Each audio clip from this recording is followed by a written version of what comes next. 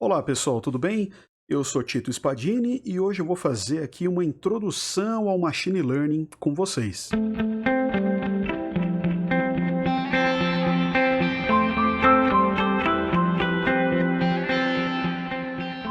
Vamos começar aqui mostrando um pouco do que a gente vai ver.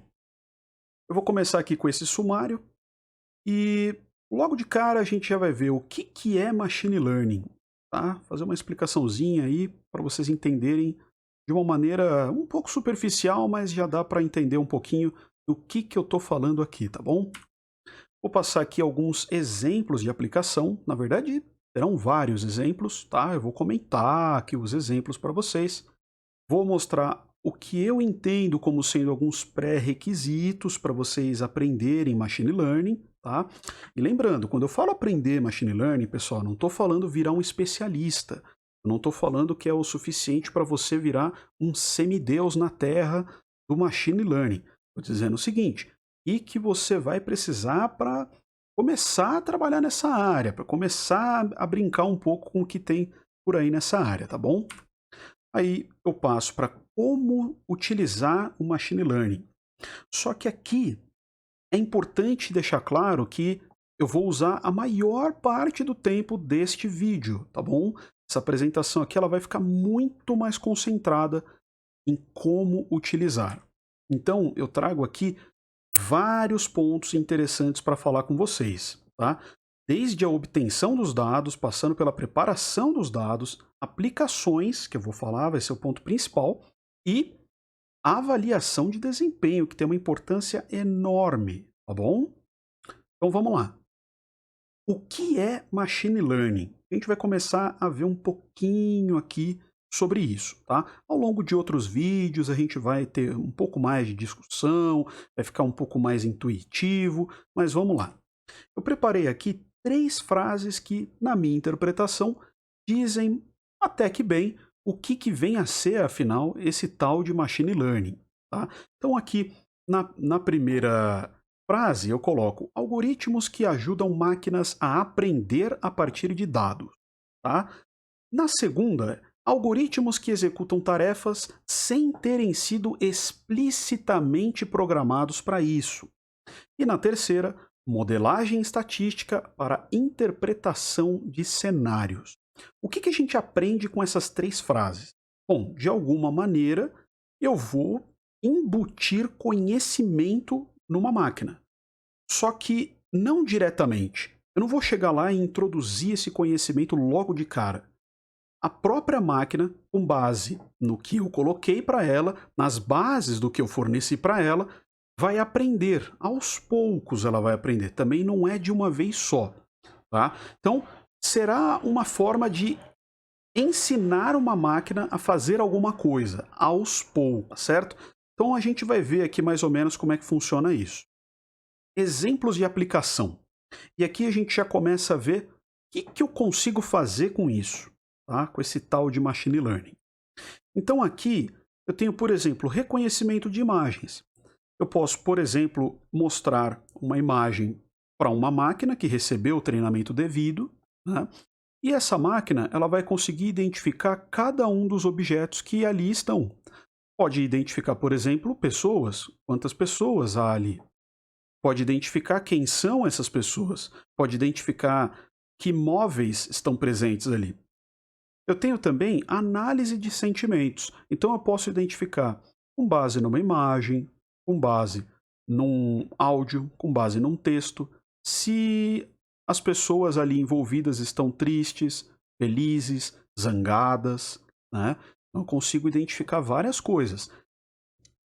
Consigo também fazer um filtro de spam, porque você consegue identificar certos padrões em e-mails que a gente consideraria como spam, como indesejados, certo?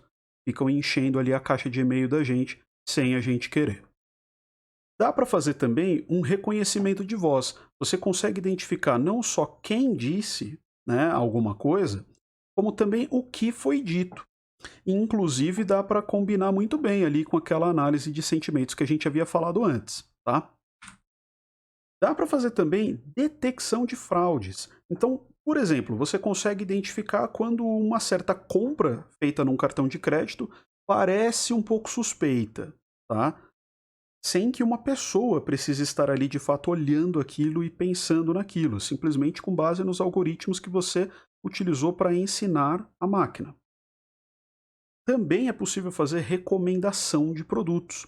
Então, você pega vários serviços que funcionam online aí hoje e você consegue informar um cliente que existe um outro produto que talvez seja do interesse dele, com base em algumas informações prévias que você tem sobre esse cliente. Tá? Então, assim você aumenta a probabilidade de esse cliente querer comprar um outro produto seu, de querer consumir algum outro produto seu. Tá? É basicamente isso. E vamos tentar entender um pouquinho de quais são os pré-requisitos para entrar nessa área. Isso é a minha interpretação, tá bom, pessoal? Então eu começo aqui com estatística. Na minha interpretação, é um dos pilares para se trabalhar com machine learning, tá? Então, não precisa ser um estatístico de formação para poder começar na área. Não, mas algumas noções básicas são muito importantes. Você tem que saber não só como se calcula, mas você tem que entender o que significa, que informação que te dá, tá? Uma média, uma variância, um desvio padrão, o que que é uma distribuição, como é que você identifica certos problemas, o que que é um outlier, né? Como que se interpreta um histograma, coisas assim são importantes. E isso a gente vê em estatística, tá? Álgebra linear, principalmente o que diz respeito à manipulação de matrizes, pessoal. É essencial você ter conhecimento sobre isso, tá bom? Muita coisa em machine learning é baseada justamente em operações matriciais, então é essencial que vocês tenham noção sobre isso. Cálculo. Eu sei que muita gente vai me olhar torto por eu ter colocado cálculo aqui, mas eu quis colocar. Por quê? Eu acho que aqui a gente começa a falar de um diferencial que para mim é muito forte, tá? É um diferencial muito significativo. Muitos dos algoritmos que são utilizados, eles têm justamente uma base em operações de cálculo, tá? Justamente em cálculo. Aquele que você vê justamente na maior parte dos cursos de exatas, em alguns de biológicas, talvez até um ou outro de humanas aí, dependendo da instituição. Então, quer dizer, é justamente desse cálculo que eu estou falando, tá bom? Você não precisa dominar cálculo, você não precisa ser um matemático de formação, mas é importante você ter alguma noção ali a respeito de derivações, integrações, limite, né? Coisas assim são interessantes para você ter uma ideia, porque várias das operações, principalmente se você for trabalhar com redes neurais, tá? É importante você ter uma ideia do que você está fazendo em termos de cálculo, tá bom? A parte de otimização, tudo isso daí é fantástico você ter uma noção de cálculo. E programação. Não tinha como deixar de fora, né, uma das essências que é justamente de machine learning. Você conseguir implementar um código de um algoritmo de machine learning, tá bom? Então não adianta nada, tá? Para os propósitos de hoje em dia, das aplicações e tal, você ter toda aquela noção que eu falei até agora, só que aí você não consegue escrever uma linha de código em qualquer linguagem que seja. Isso é um problema.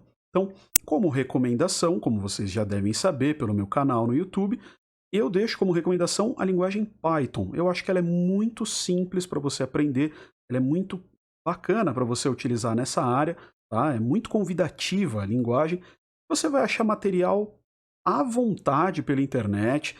Se você prefere livros, você acha vários livros também. Prefere fórum, acha fácil. Tem muito vídeo no YouTube, muito vídeo na internet. Tem muito curso gratuito pela internet, tá? E os presenciais também, é claro.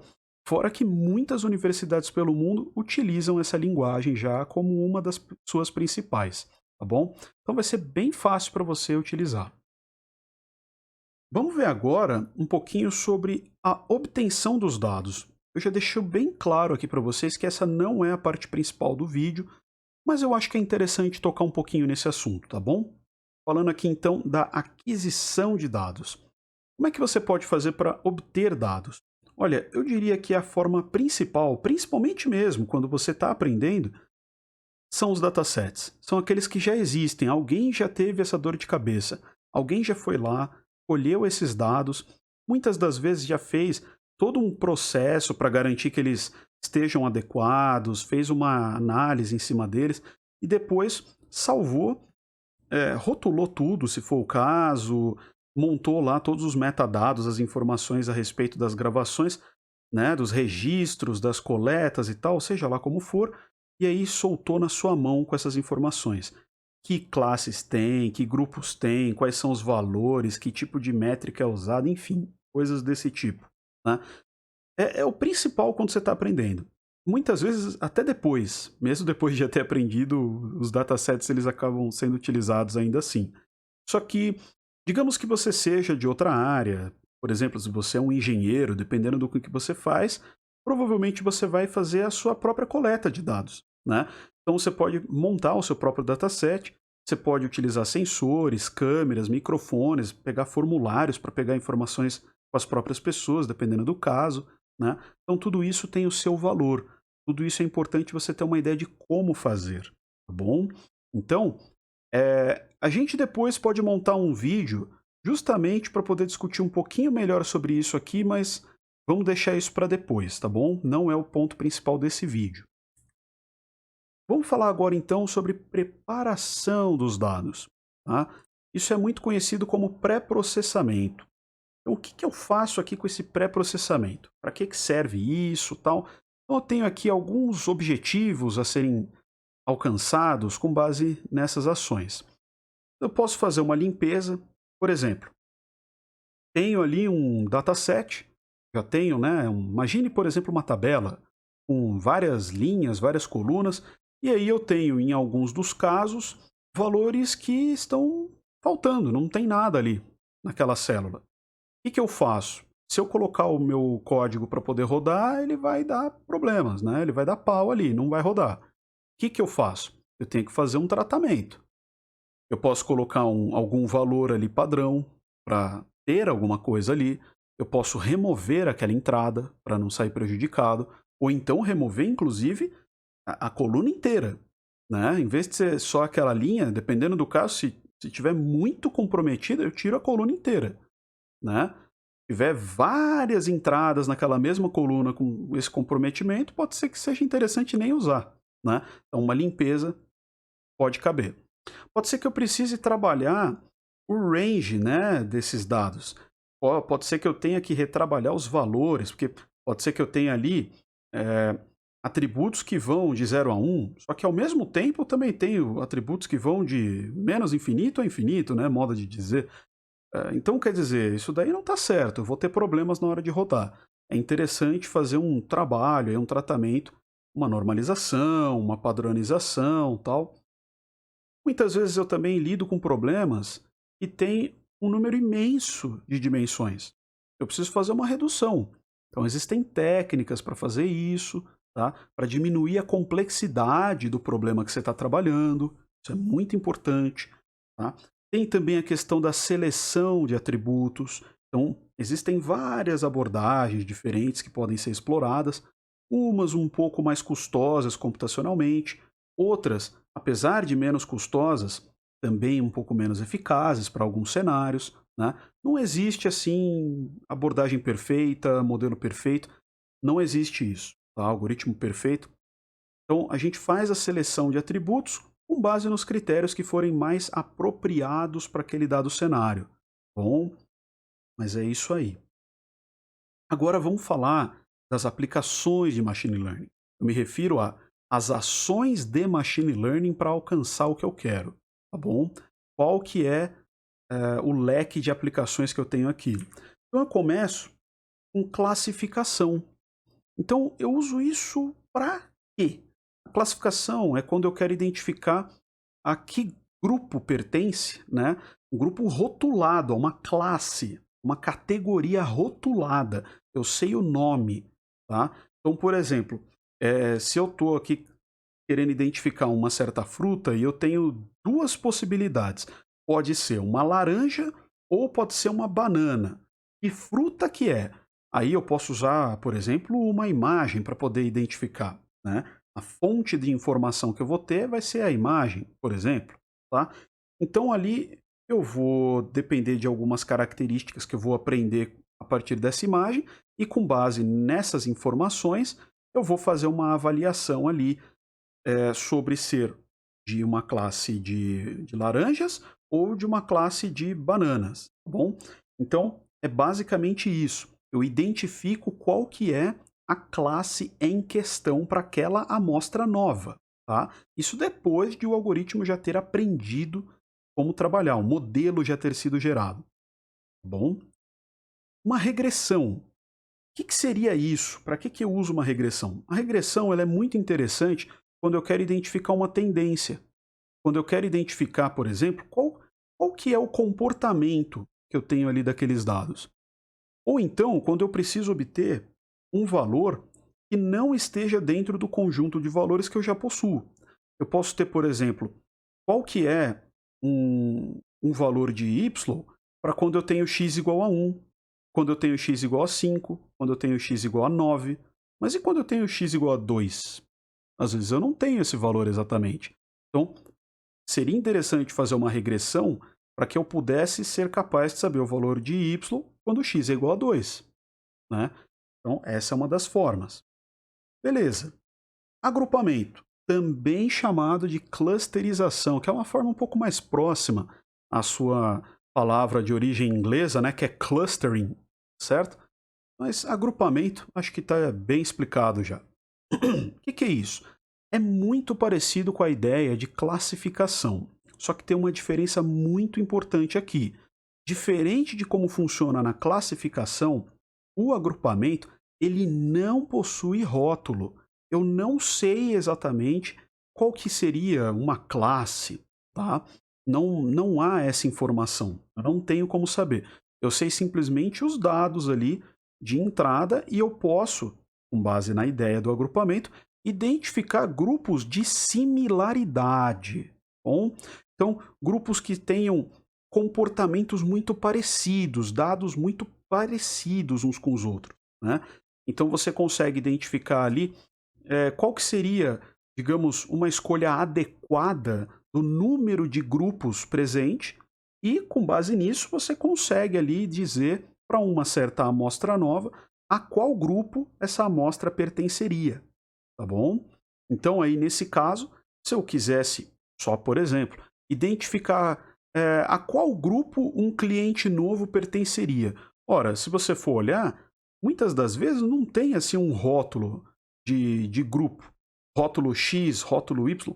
Não, você sabe que é grupo 1, grupo 2, grupo 3 de cliente, porque tem as nuvens ali na distribuição no hiperespaço, só que você não consegue ter um nome para poder rotular exatamente qual que é o grupo, tá bom? Então aí esse cliente novo chegou, você tem várias informações a respeito dele, você olha qual que é o grupo mais próximo do dele e, digamos, pode ser o grupo número 3, tá certo? Então você sabe que existe uma tendência muito grande, uma probabilidade, melhor dizendo, muito grande, de esse cliente gostar das mesmas coisas que aqueles outros que estão no mesmo grupo dele gostam, certo?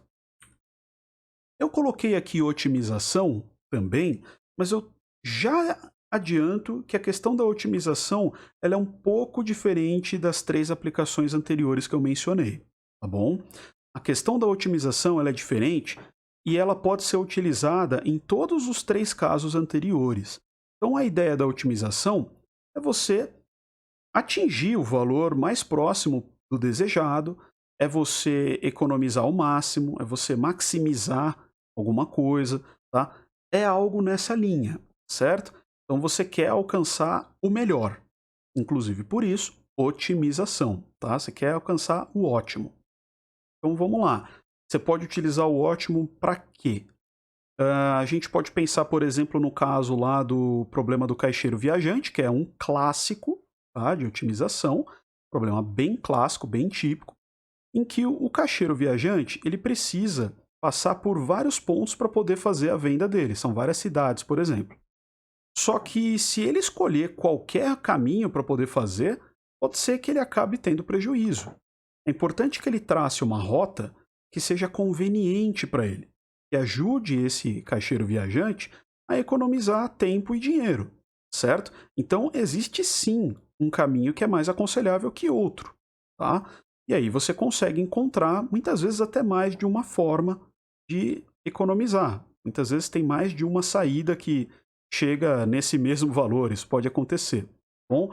Mas você traçando adequadamente ali a sua rota, você economiza o máximo de tempo e de dinheiro possível, tá? Ou então minimiza riscos também. Você que diz qual que vai ser o critério aí a ser melhorado, digamos assim, tá? A ser otimizado. E aí a gente parte para alguns exemplos de algoritmos. Aqui no caso da classificação, eu separei estes aqui. Então, o K-Nearest Neighbor, tá? Famosíssimo KNN. A Decision Tree Classifier, muita gente chama só de Decision Tree. Em alguns artigos você vai ver sendo chamado de DTC, embora não seja tão comum.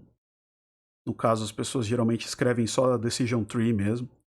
A Support Vector Machine, famosa também, muito comum ser chamada de SVM. Multilayer Perceptron, famoso MLP, né?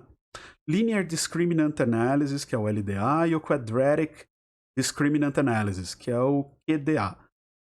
E eu vou dar um destaque aqui para algumas, que são essas 4 primeiras aqui, tá? São esses 4 primeiros algoritmos. Justamente por quê? Porque eu acredito que eles sejam os mais comuns na área. Lembrando que eu não estou dizendo que esses aqui são todos os algoritmos de classificação. Existem vários outros algoritmos. Vários mesmo, tá? São muitíssimos outros algoritmos de classificação. Só que estes são provavelmente alguns dos mais famosos. Provavelmente alguns dos mais comuns, dos mais utilizados, tá bom? Isso pelo menos do meu ponto de vista, tá? Aqui na questão da regressão, a gente tem também vários algoritmos. O Ordinary Least Squares, OLS, tá? Ou simplesmente Least Squares, tá? Ridge Regression, Lasso Regression, Least Angle Regression, que é chamado de LARS, Bayesian Regression e o Logistic Regression também. São vários regressions aí.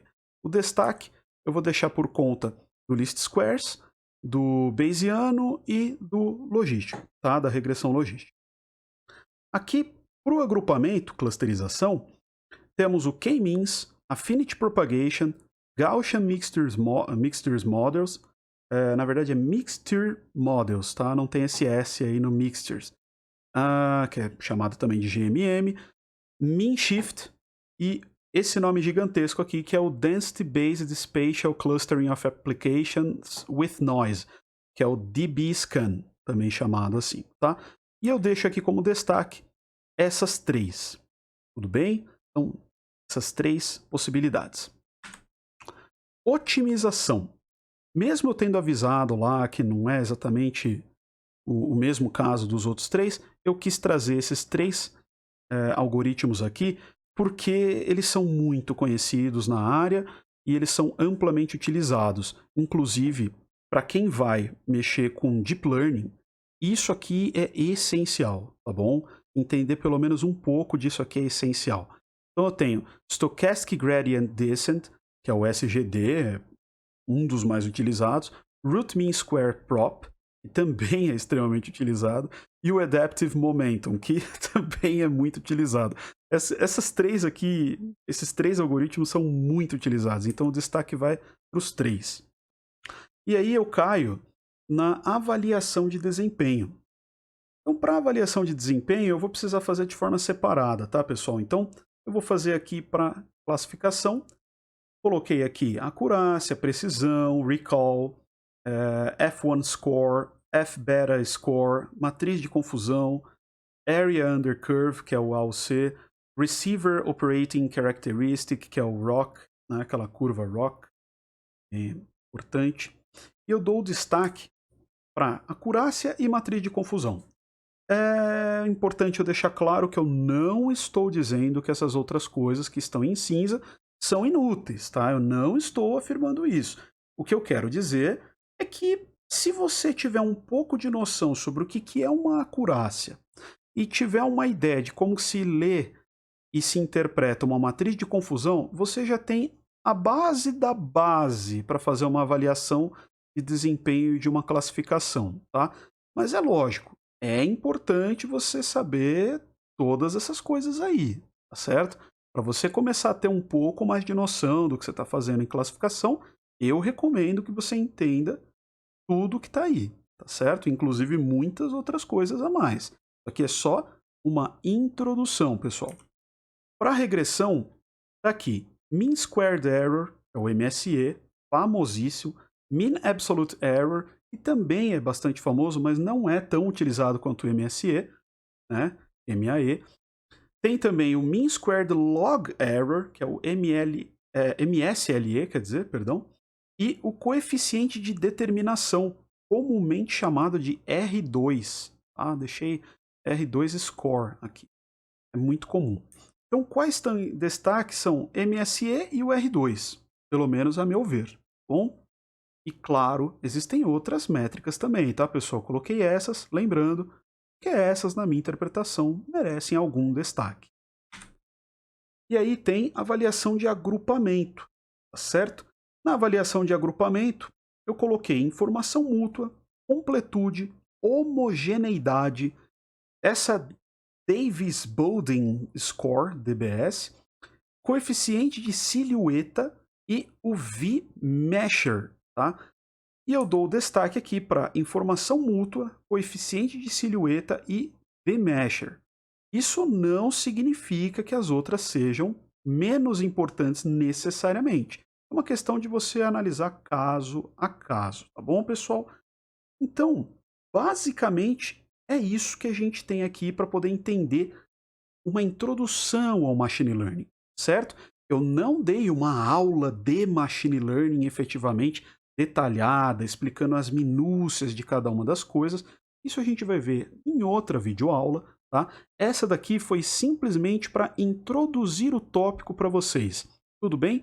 Lembrem-se de seguir aqui as nossas postagens, deem like no vídeo se vocês gostaram, compartilhem com seus amigos e é isso, pessoal. Agradeço pela sua atenção.